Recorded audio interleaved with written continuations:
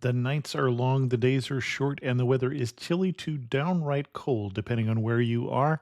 It's a good time to slip into a Quince iconic Mongolian cashmere sweaters, which start at only $50. You can treat yourself to everyday luxury at an affordable price with Quince.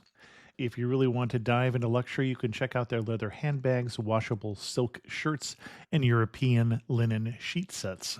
Whatever you're looking for at Quince, all the prices are 50 to 80% less than similar brands, and they do that by partnering directly with top factories and cutting out the middleman. They only work with factories that use safe, ethical, and responsible manufacturing processes. And of course, they use premium fabrics and finishes for that luxury feel in every piece. But you've already heard me rave about my Quince travel pants. Treat yourself this winter without the luxury price tag. Go to quince.com/traveler for 365-day returns plus free shipping on your order. That's QUINCE.com/traveler to get free shipping and 365-day returns. Quince.com/traveler. And thanks to Quince for sponsoring this episode of Amateur Traveler. Don't miss out on the last few weeks of football action with Prize Picks, the best place to win cash while watching the playoffs. The app is simple. Pick more or less on at least 2 players for a shot to win up to 1,000 times your cash. Download the Prize Picks Daily Fantasy Sports app today and use code FIELD and get $50 instantly when you play $5. That's code FIELD on Prize Picks to get $50 instantly when you play $5. You don't even need to win to receive the $50 bonus. It's guaranteed. Prize Picks. Run your game. Must be present in certain states. Visit prizepicks.com for restrictions and details. Amateur Traveler, episode 886. Today, the Amateur Traveler talks about hiking and abseiling, wine and penny farthings, bush tucker and a bush ranger, as we go to Northern Tasmania. This is Chris Christensen from Amateur Traveler. Let's talk about Tasmania. I'd like to welcome to the show Paula Barnes from trulyexpattravel.com, who's come to talk to us about Northern Tasmania. Paula, welcome to the show. Hi, Chris. Thank you so much for having me. And Paula and I are longtime friends who've known each other for a year and a half, but somehow it seems longer. So it does, actually.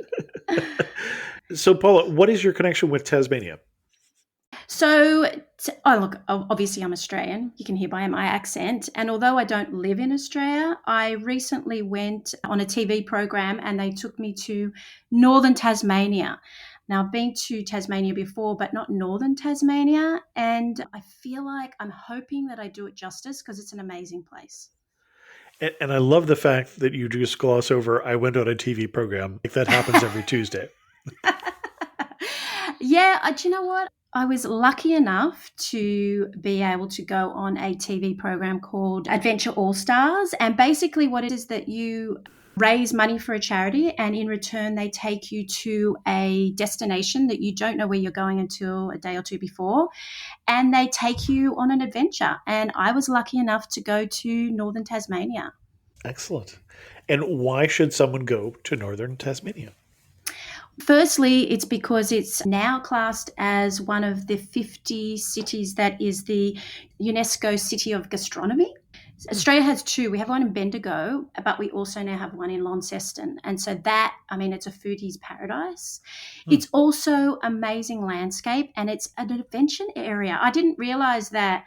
I thought this part of the world we had Queenstown in New Zealand, but I'm telling you now, I think Queenstown needs to move over because I think this part of the world has got just as many amazing adventure things to do. We don't have bungee jumping, but we have everything else. Okay. When you say everything else and you're comparing yourself to Queenstown, there's a lot of everything there. So yes, it's got everything else. Curious to get into that. Okay. Excellent. Well, where are we going to start? What kind of itinerary are you going to recommend for us? Okay, so we're going to start in Launceston because it is full of history. Basically, it's the 3rd oldest city in Australia and it has a lot of convict history. So basically, we all know that Port Arthur, although it's not part of Launceston, Port Arthur was where all the convicts went. It used to be Van Diemen's Land, but it also, this part of Launceston is all built by convicts and a lot of the history is still there because all the buildings are still there. But we're going to start in Launceston, and the best way to get to Launceston is we don't have an international airport, so you're going to have to fly from Hobart, drive from Hobart, or drive from Devonport and get the ferry over. And our first day is just basically getting to know the food around Launceston. My ideal itinerary would start on a Saturday, and it would start in the warmer weather, but if it does, then you should go to the Harvest Market. The Harvest Market is amazing. It's got all the local produce. So not only can you buy local produce, but you can also buy they've got little vendors where you can buy and taste all the local food. So you can literally eat your way around the market in the morning. If you're not there on a Saturday, don't worry. You got lots of little cafes around Launceston that you can try. I would highly recommend one I went to, which is called the Tattler Lane by Sweet Brew. It's got amazing coffee and amazing breakfast. So it doesn't matter what time of the year that you go there, it's always going to be open. So my first morning would be eating, basically just trying all of what Launceston has to offer. Okay. And then you would make your way over to, now it's going to be very odd, but they have monkeys. They have Japanese monkeys in a park about 10 minutes walk away from main part of Launceston. And in the park, so in 1965, Kyoto in Japan became the sister city of Launceston. Not sure why, but it became the sister city. And they gifted them Japanese monkeys. So they have this area in the park where you can go in for free and look at these Japanese monkeys. So that's a cool thing to do in the morning. Okay. They also these are macaques, from what I'm reading. Yes, they are. I mean, if you never go to Japan and you only go to Tasmania, this is the best place to see them. So, and they're roaming around, like, it's not a huge area, but it's big enough to really get to see them interact, which is quite a little bit of fun, especially if you've got kids. Kids love to see animals, especially monkeys. You can continue walking around the park. I mean, it's a beautiful park. It's got lots of flowers and lots of statues, and it's quite pretty. But I highly recommend going to the Queen Victoria Museum and Art Gallery. And in Australia, we like to abbreviate everything. So it's known as the QVBMAG. So then it's 125 years old. So for us in Australia, that's really old. I know you go to other places in the world and it's like 125-year-olds is like yesterday, and it's only 2 generations. But for us, it's huge. It's a very old museum for us. So it's got a lot of artifacts. It's got a lot of history. So if you want to know about the history of the area, that's the place to start. So the morning is all about just taking it easy, looking at the museum, and then in the evening, you're going to go off and taste a little bit more of what Launceston has to offer. And I highly recommend, there's a bar called Bar Urbane, which is basically a cocktail bar, and it's in a beautiful area overlooking the Tama River.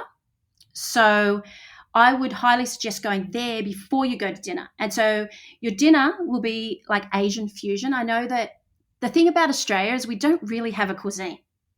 We just like to take a little bit of every other country and call it our own. We do that with celebrities too, actually. We steal a few celebrities from New Zealand and say they're our own, and we do that with food as well. And this place, Mud Bar, it's Asian fusion, and it's a lot of seafood. I guess the region is known for its seafood as well. Okay. So the first day is all about just eating and getting to know the city. There's 2 things I wanted to mention. There's a couple of places where you can go and you can stay. You can stay at, a lot of times in Australia, we tend to go to, I guess you'd call them caravan parks, but we have cabins on them. RV parks, but a lot of them have cabins. So a lot of families will go and stay.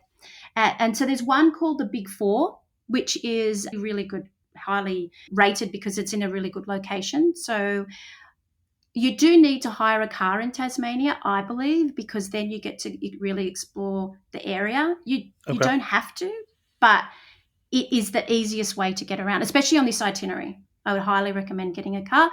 And if you stay there, then you can cook your own food, so buying the produce in the area. And there's a barbecue area there as well, and a kitchenette. So you have 2 ways of traveling around here. You can go the budget way or the family friendly way by cooking your own meal, or you can stay in some really lovely hotels in the middle of the city and explore the food, because the food is amazing. Did you have any particular hotels in the middle of town you would recommend? So I highly recommend two places if you don't want to stay in a caravan park. One is called Pepper's Seaport Hotel, and it's basically an old mill. So it's right on the Tama River, and it's a really lovely place to stay. Otherwise, downtown, there's the Florence Launceston, and it was actually built by convicts. So it's old, and it's got that old world charm. No, okay, old world charm, Australian old world charm. It's not like it's not like Rome, but it's old English world charm. It's quite a cute little boutique hotel. So they're the two that I would highly recommend. And they've all got car spaces as well, like car parks, which is always important. That's the first thing I always look at in a city, because I like to drive around. Okay. So there's something about day 2 that I need to explain. So day 2 is going to be in Evandale. Evandale is a very old historical place, but it is also the place where the Guinness Book of Record is held for the largest penny farthing race in the world. And it's done once a year, annual. It's not a race, a festival. So, but there is a race there, but it's the championships in general is the Guinness Book of Records. So the race is on the 17th of February, and you have all these grown people riding penny farthings. And We're talking about old style bicycles. yes, with no Thank brakes. you. Okay. With You no know those brakes. ones? Okay. Yeah. With Yeah, the great big wheel in the front. exactly. And the only reason I say no brakes, because I was lucky enough to be able to ride one when I was there. I was petrified, and this is going to make me sound really, really old, but I have a knee replacement, and I was so scared of trying to get off the bike with no brake that I was really scared to get on it. But in fact, it's not so difficult. It's a little bit wobbly when you ride it, because as you go around the corner, it's a very thin wheel, and Right. it's a bit scary, but you don't really go fast enough to feel like you're going to fall off it, really. But that's a load of fun. You do know that when they went from penny farthings to the bicycle shape we're more familiar with, they first called those safety bicycles. Oh, did they? Now I know why. Because even getting up on it is an issue, right? Because there's a little That step seems there. like that would be the scariest part, actually. There's a little step, so it's not so bad. And it's the getting off. Honestly, I got someone to help me get off, but most people will just stop and then either go over the top or go over the side. I'm like, no, thank you. Can you just stop the bike for me when I get there? And they say they were really lovely.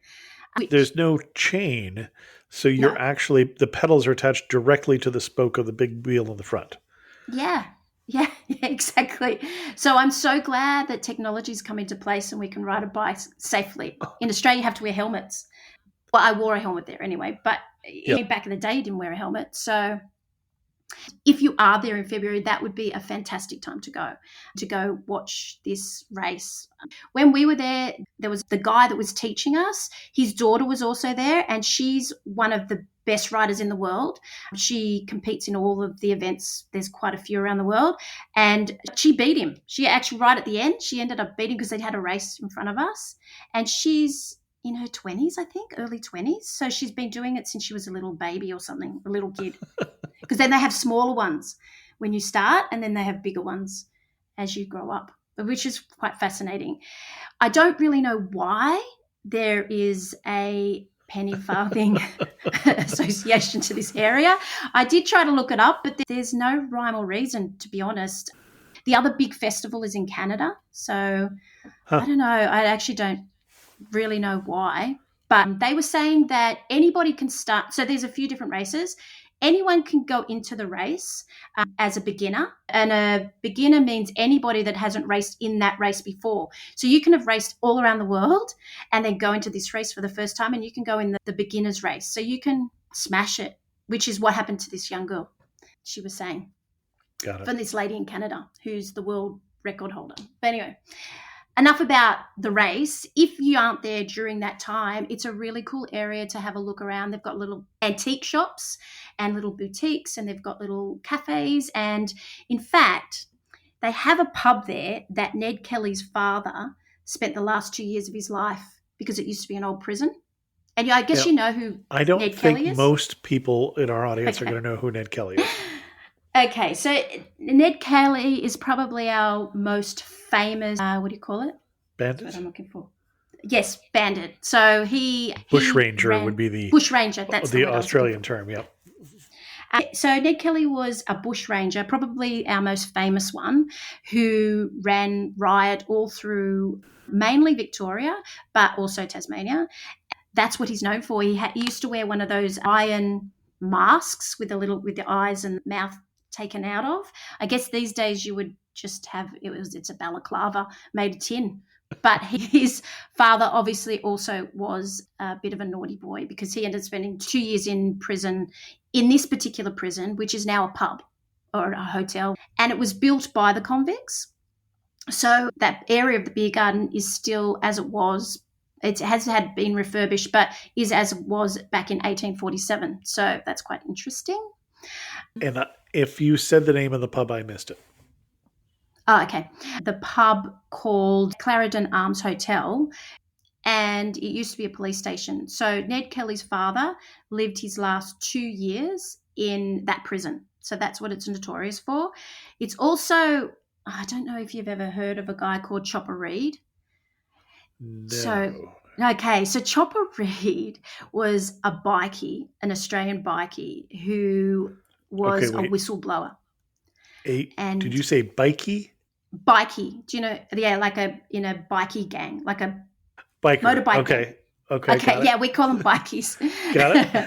So he's notorious for two things. He bit someone's ear off. No, he bit his own. He didn't bite his own ear off. Biting your own ear off, that would be tricky. That would be interesting. That would be noteworthy. He cut his own ear off and he sent it to his idol, who was a big newsreader at the time, and she was in all magazines and stuff. Her name was Ida Buttrose. And so he's notorious for that, and he's also notorious for being a whistleblower and writing a book about all of his things he did while he was a bikie member. And one of them was shooting someone in that pub. So they're the two interesting facts about that pub. But in fact, it's a really cool little pub with some great pub food. So it's worth looking at. Ah, bon chien. Bonjour, je suis Theo, a tour leader with Explore. And this is Punti. He's helping us find truffles under the trees next to this beautiful vineyard. Maybe for tomorrow's cooking class? Oui, col is 7 heures. Parfait. 7 o'clock. Not everyone gets to enjoy a Bordeaux sunset this way, but you will if you explore. No, Punti. Search exploreworldwide.com and don't just travel. Explore. Hey there, Ryan Reynolds here. It's a new year, and you know what that means. No, not the diet. Resolutions. A way for us all to try and do a little bit better than we did last year. And my resolution, unlike big wireless, is to not be a raging and raise the price of wireless on you every chance I get.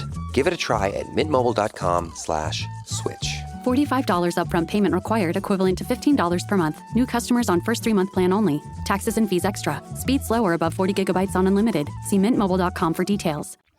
In the afternoon, you have two options. It depends on if you drink alcohol and what kind of alcohol you like to drink. So I went to the gin distillery. There's lots of them, but this one in particular is called the Western Tears. What it does is it has all the botanics from the area in its gin. It has a little bit of, my favorite is the slow gin. I mean, have you ever drunk slow gin? I'm a big gin drinker anyway. I've drunk gin slowly. Does that count? Okay, yeah. This is slow, SLOE gin. Yes. So you only just need to have it on ice, and it's got all the botanics of the area. They also have a gin there. I can't think of the name of it, but they have a gin there that turns purple once you pour your additives in there, which is quite pretty, but I still prefer the slow gin. This particular gin distillery also has tours, so it'll take you around and explain to you obviously how gin's made, but they also sell whiskey. So they'll explain to you the difference between Irish whiskey and Scottish whiskey, and it'll show you the process. And then you do tasting, which is quite fun. And the gin that turns purple, I think you're talking about the Empress gin. Yes. So the Empress gin, that's right. The Empress gin is the one that turns purple. I didn't like the flavour, but for me, the sloe gin is probably my favourite. But they do have different seasonal. She was talking about having some seasonal gins as well because of the botanics in the area. Okay. And she has one that's coming out. It's not released yet, but I'm not really sure when that will be. The other option is beer. So if you prefer beer, there's James Bogue Distillery. I'm not a beer drinker, but this is somewhere that everyone goes because Bogue's beer in Australia is quite big, and so everyone wants to go to the brewery.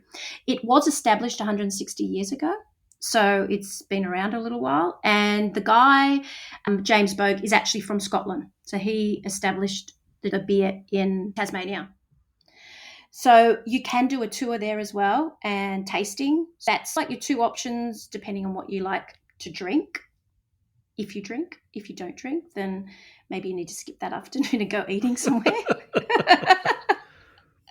I was thinking that night you could either go test some of the restaurants. I've got quite a few restaurants on my website, but if not, then the food that you bought from the market the day before you can cook at the barbecue. We do like our barbies in Australia, so there is a barbecue area. So day 3 is going to be busy. So day 2 was not busy. Day 3 is going to be busy.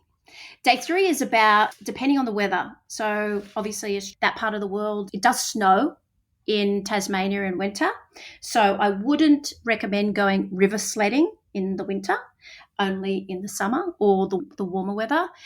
If it's cold, then you can go mountain biking. There's heaps of places, Ben Lomond National Park, that you can go mountain biking. We went mountain biking, and can I tell you, it's not for the faint-hearted. If you are a little bit, you're not trying to do it on a penny farthing, are you? No. This was not as tame as a penny farthing. It was full on, and you know what? You do go with a guide. He will show you the ropes and he will take you around and go on it. He said it was an easy course, but for me, it was not an easy course. I found it a really hard course. And then the younger people in the group went on the harder course. It's got lots of dips and stuff like that. And so if you like mountain biking, then that's your option. But I'm going to recommend going river sledding. Okay. You have a guide. I know what river sledding is, or at least I had to Google what river sledding was. Okay, so it's fun. Can I say it's fun? It's also not for the faint-hearted. The guide will actually show you the techniques and he'll explain to you. They're all experienced guides. So as long as you stick with the guide and his instructions, it's a fun morning. And Meander River has some really lovely areas that in the afternoon you can go walking. So you can spend the whole day at the Meander Valley, go sledding. But we haven't talked about what sledding is. I would say it's taking in what I would call an air mattress in whitewater. Correct. So it's easier than whitewater rafting, but you're doing it individually. That's probably the best way to explain it. Okay. And it depends on your level of expertise. If it's for someone like me who's an absolute wuss, anybody can do it. I reckon a 10-year-old, a 7-year-old. But I think that sort of thing for me is a lot of fun. I've done it in New Zealand as well, and I found it here was a lot more fun. And I don't know, that's because it's Australian and we like to claim everything as our own. Moving right along. In the afternoon, I would suggest going for a hike. This part of the world is so pretty and you get to see a lot of wildlife. You won't see the Tasmanian devil, but you will see a lot of echidna. You'll see a lot of wombats and a lot of wallabies. The wallabies here are different. The wallabies here are fluffier and lighter in colour.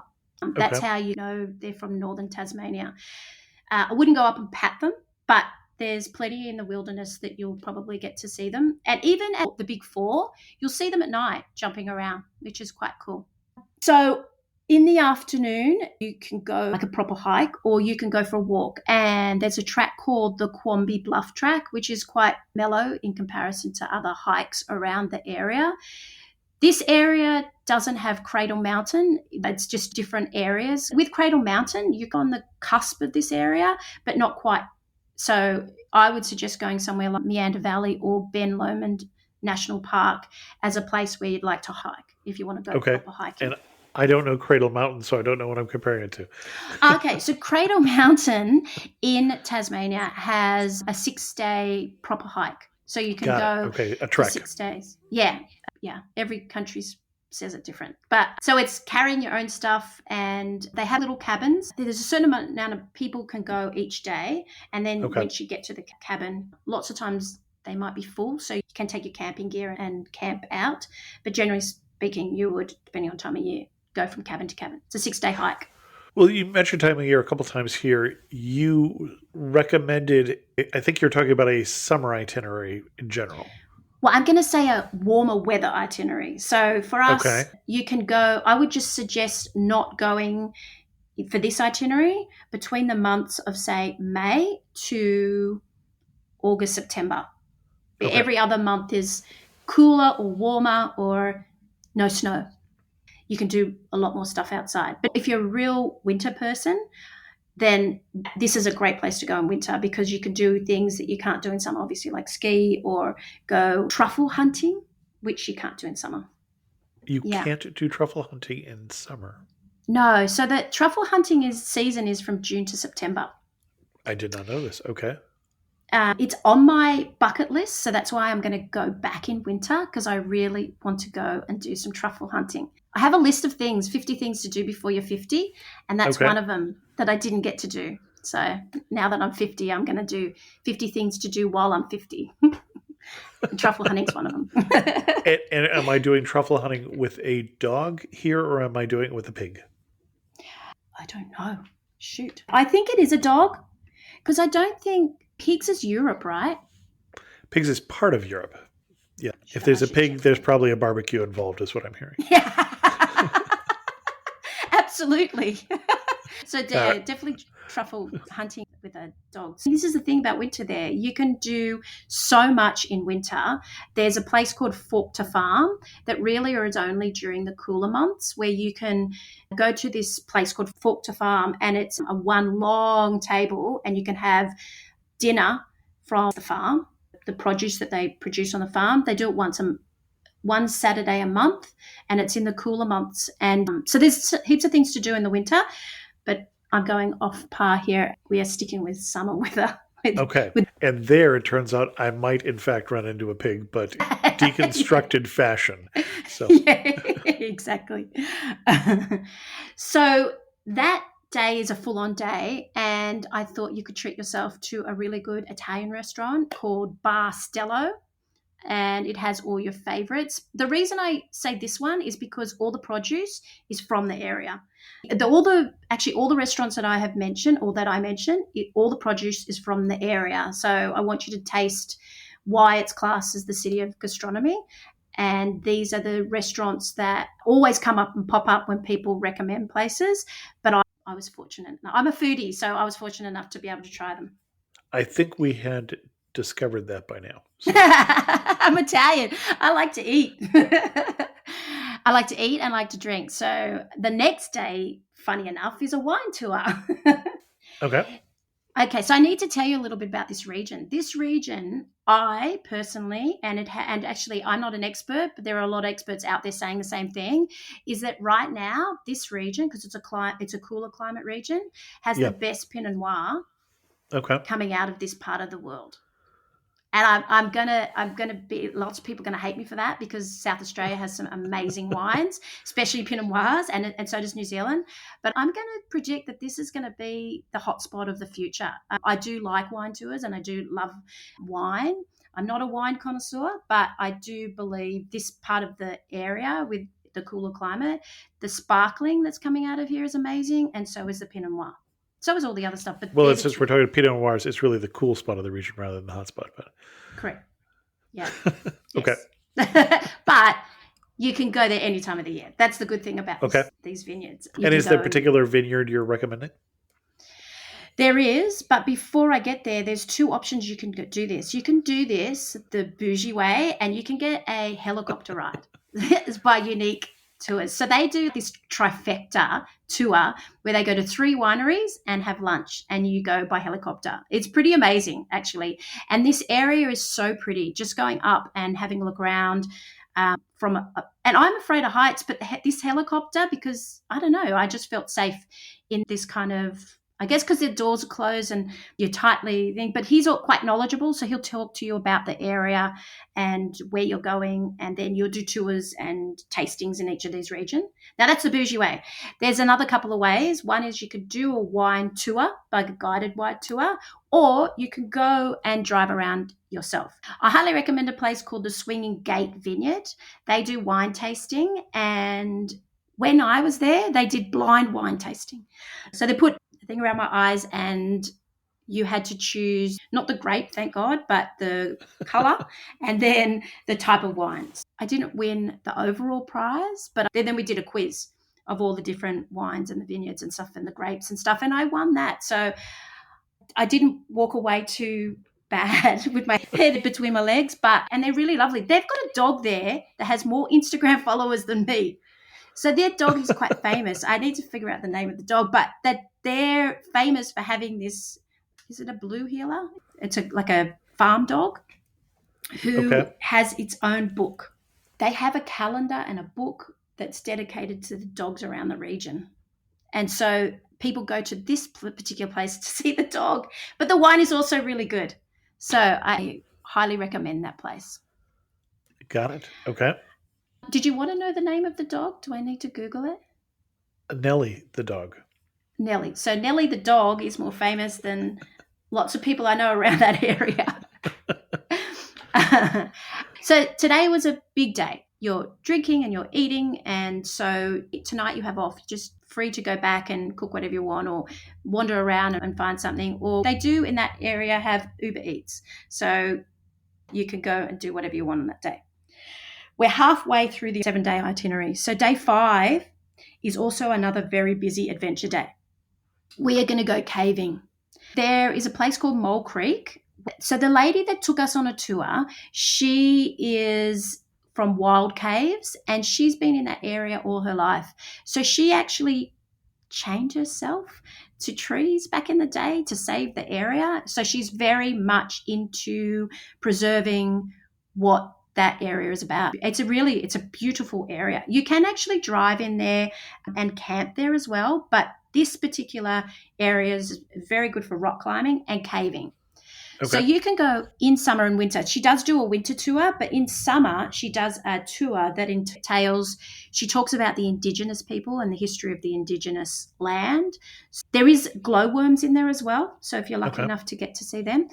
I don't know if she does this on every tour, but she did get her flute out and start playing to the glowworms so they came out. Not quite sure if that's an ordinary thing on her tour, but she did it on ours. She's a very interesting person to speak to because she knows a lot of history about the area, a lot about way before the area was settled. So a lot about the Indigenous in the area and the limestone. Quite interesting how she can get through some of the caving areas. So she takes you through these tiny little, so if you're claustrophobic, this isn't the place for you, but she takes you through these tiny little areas and then she pushes you through other ones. I don't know if there's a height or a weight restriction, but we all got through it pretty good. Well, and what I'm seeing is you're wearing headlamps, helmets, and coveralls because you're not just casually walking through the cave. Correct. So you do wear gumboots and she gives you all the material. Yeah. My gumboots were so big that I felt like they were walking away without me. But you have to go with whatever sizes that she has. Translation for my U.S. listeners, rubber boots.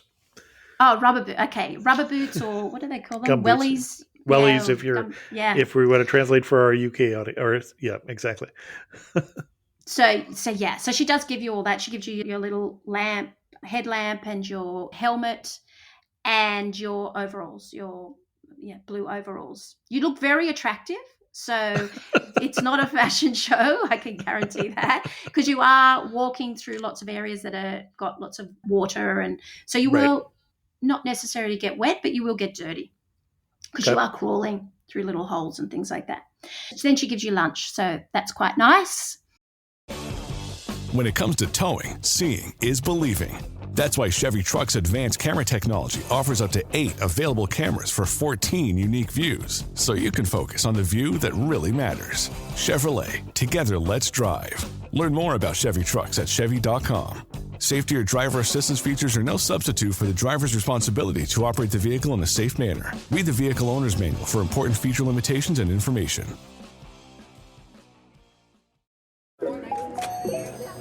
Hey Atlanta, say hello to Small Business Help from Apple.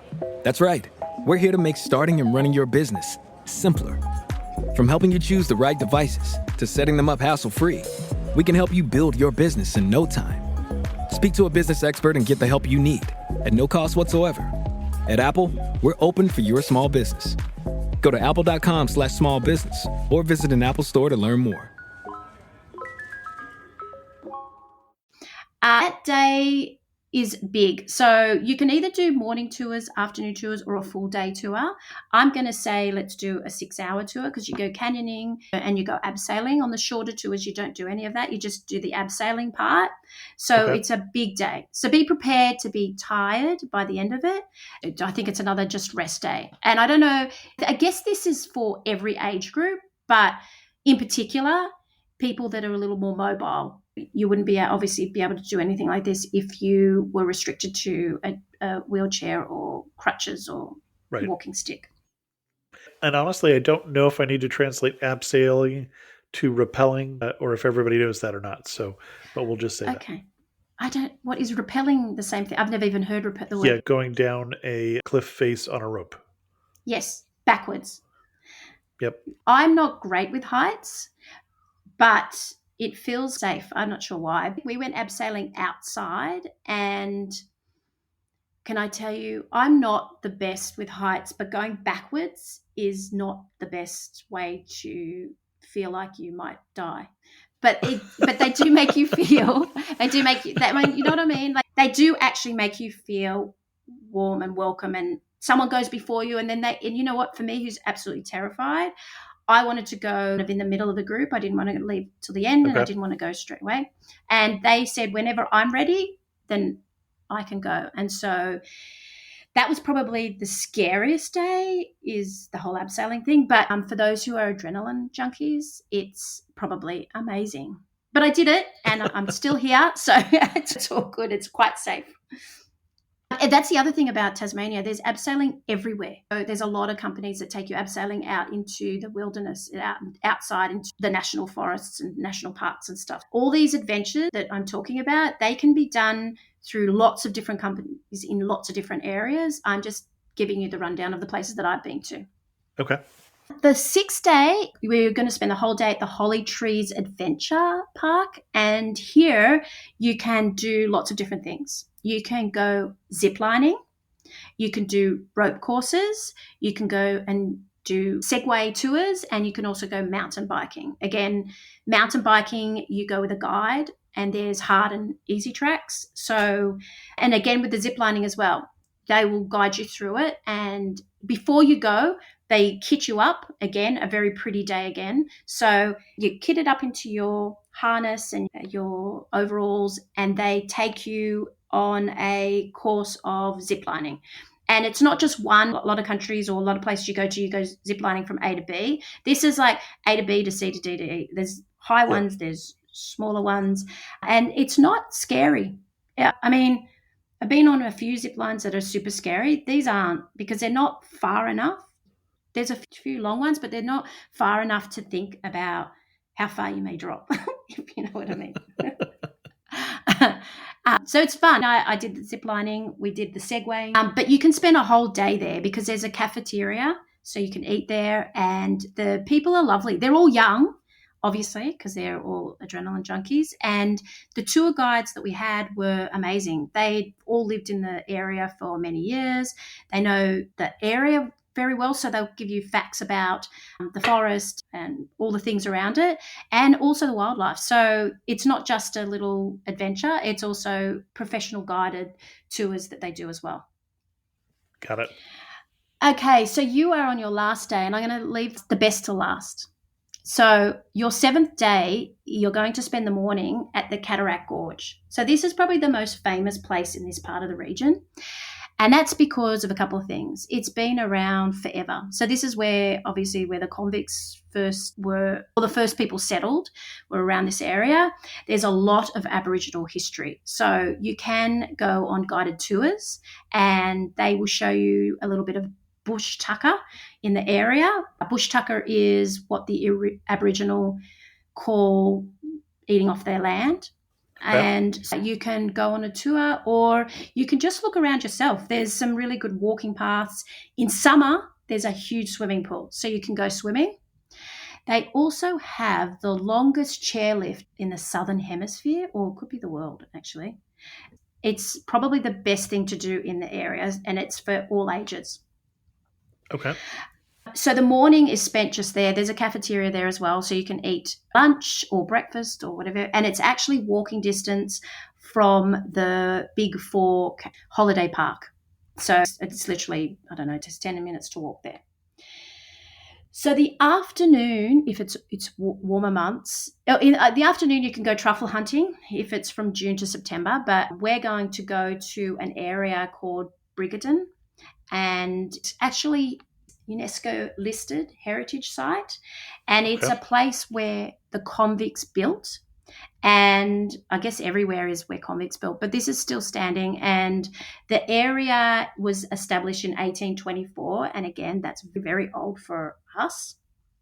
It's got a homestead. The original owners are still in the family, so that's quite an interesting fact because we don't have that much of that kind of history in Australia.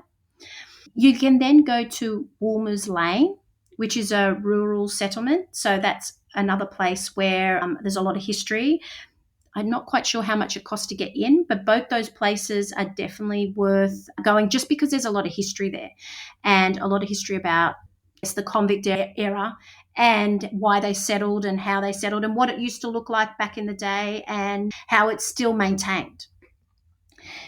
So your afternoon is just full of history. But that night, you have to go to the Stillwater restaurant. It is probably the most famous restaurant in Launceston, and that's because it was an old mill, a flour mill. I think it was 2000 that it was changed into a restaurant, but it's been established since 1830. So it's quite a lovely end to your 7-day itinerary because it's a little bit of a splurge, but it's lovely. If you go in the day, there's a beautiful view, but if you go at night, obviously there's no view there, but the atmosphere is nice. If you like spicy food, I like spicy food, so I was fine with it. When you ask them what they recommend the noodles, and they are very, very nice, but they are very, very spicy. So if you like spicy food, that's what you need to order. So that's where your 7-day itinerary finishes on a high. I left it to last because there's so much more places where there's so many great places to eat that I wanted the last one to be probably the one that everyone talks about and is a true reminiscence of that area, the history combined with the food and the atmosphere. I find that Launceston, you know what, I've been calling Launceston all my life until I got there and I got scolded by so many people because the locals call it Launceston and they call it Lonnie. Like every other Aussie, we like to change the name of things. So their beloved Lonnie is Launceston, not Launceston, which as an Australian, I was quite embarrassed to say that I didn't know that. So that's your 7-day itinerary. Excellent. And in terms of road trips, this is not very far that we're driving. No, not From at all. Launceston to Evandale is what, 15 kilometers 30, maybe tops? Yeah. The longest drive will be 1 hour. Oh, no, actually, no, it won't. It'll be about 40 minutes. That's your longest drive. And if you go in winter, and I've done a 7-day itinerary, again, your longest drive will be about an hour. But I think what I wanted to do was really showcase that unique area, that very specific area. You could do 2 weeks of there's so much more to see and do, but I tried to just get a glimpse of the highlights of the fun things to do in the area and experience. I loved it. It's one of those places where, you know, when you travel a lot, you have expectations of all these places. Sure. And when I got there, I just had no expectation. And you know what? It went beyond anything that I would have had. Yeah, because Tasmania for me has always been about going there in winter or going hiking in Cradle Mountain. But this area is amazing. One question for you. I Didn't want to interrupt you when early on. You talked about getting there, and you talked about one option was the ferry, and I wasn't sure the ferry was from where to where. Okay. So you can, if you're doing a big trip of Australia and you Yep. really wanted to drive around, then you can drive your car onto a ferry from Geelong in Victoria, Okay, and got it. you can, yeah, and then you Not that far can from land. Melbourne. No, it's about an hour from Okay, Melbourne. It's not that far, but I think it's an overnight, like 11 hours, 10 hours or something. got it. So, Okay, but even from Devonport, Launceston, it's only an hour. It's not far. okay, Tasmania's not big. got it. Anything else people should know before they book their airfare to Tasmania? Explore. I would say, you know what? If you really like an adventure holiday, then you can spend every day doing adventure stuff, but really explore the countryside and explore the food. I think if you want to combine it with a week in, say, Hobart and stuff, and have this as another option, or if you've already done the other one, I think what happens, you come to Australia, because for most people it's far away. So you come to Australia and you do Queensland, you do Sydney, you do Melbourne, and you forget about, or rural, and you do Uluru or something like that, and you forget the rest of Australia. I would say this by far is one of my favourite destinations in the whole of Australia. Besides Sydney, I'm a Sydney local, so I have to say Sydney. Besides Sydney, this, I think if you want something different, if you don't want just the norm, then this is the place that you need to be. It's a real hidden gem. Excellent. One thing I noticed as I'm looking at the map of Tasmania is there were a lot of national parks. And so I looked it up, and basically it's about half of Tasmania. Yeah. Half of the state of Tasmania is parks. Yeah. So, well, it's why it's such a hiking area, right? Sure. Excellent. As we get to some of our wrap-up questions, you're standing in the prettiest spot in northern Tasmania. Where are you standing and what are you looking at? You have to be looking at the gorge. Yeah, you have to be actually on the chairlift, looking down and over. You're still technically in one space, but you're just moving along. And that area there is so pretty, and it's nothing like any other part of Tasmania. Excellent. Although I did find it is not even the longest chairlift in Australia. Sorry. Sorry. Okay, I'll take that back.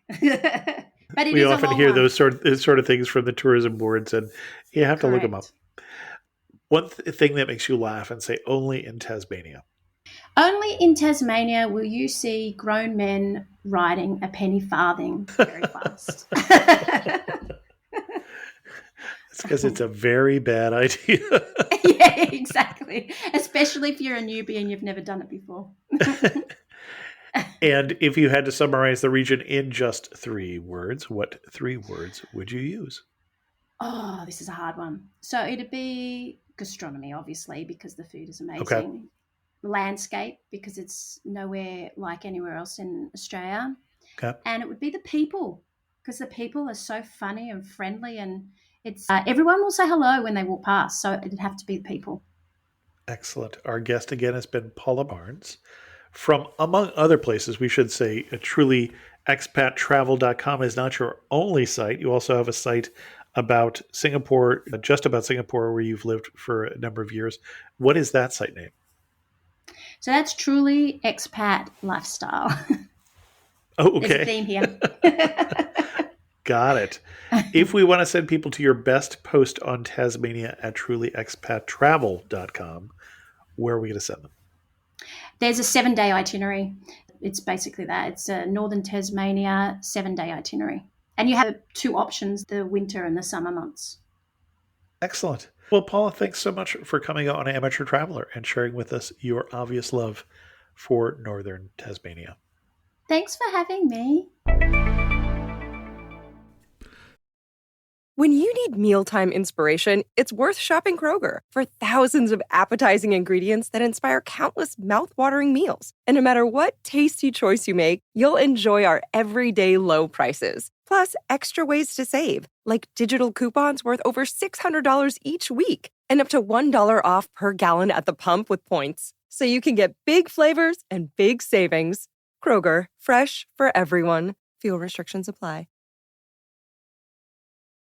This episode is brought to you by Amazon. Sometimes the most painful part of getting sick is the getting better part. Waiting on hold for an appointment, sitting in crowded waiting rooms, standing in line at the pharmacy, that's painful. Amazon One Medical and Amazon Pharmacy remove those painful parts of getting better with things like 24/7 virtual visits and prescriptions delivered to your door. Thanks to Amazon Pharmacy and Amazon One Medical, healthcare just got less painful. Special thanks to the patrons of the show who help support Amateur Traveler financially, and thanks this time to Rekha Gupta, who is the latest patron of Amateur Traveler. The patrons get an ad-free version of the show, get it a little earlier, and then also get a monthly Zoom call. If you're interested in learning more, go to patreon.com/amateurtraveler. And with that, we're going to end this episode of Amateur Traveler. If you have any questions, send an email to host@amateurtraveler.com, or better yet, leave a comment on this episode at amateurtraveler.com, and thanks so much for listening. I got to see one more cathedral. I got to sit in one more cafe. I know that I should be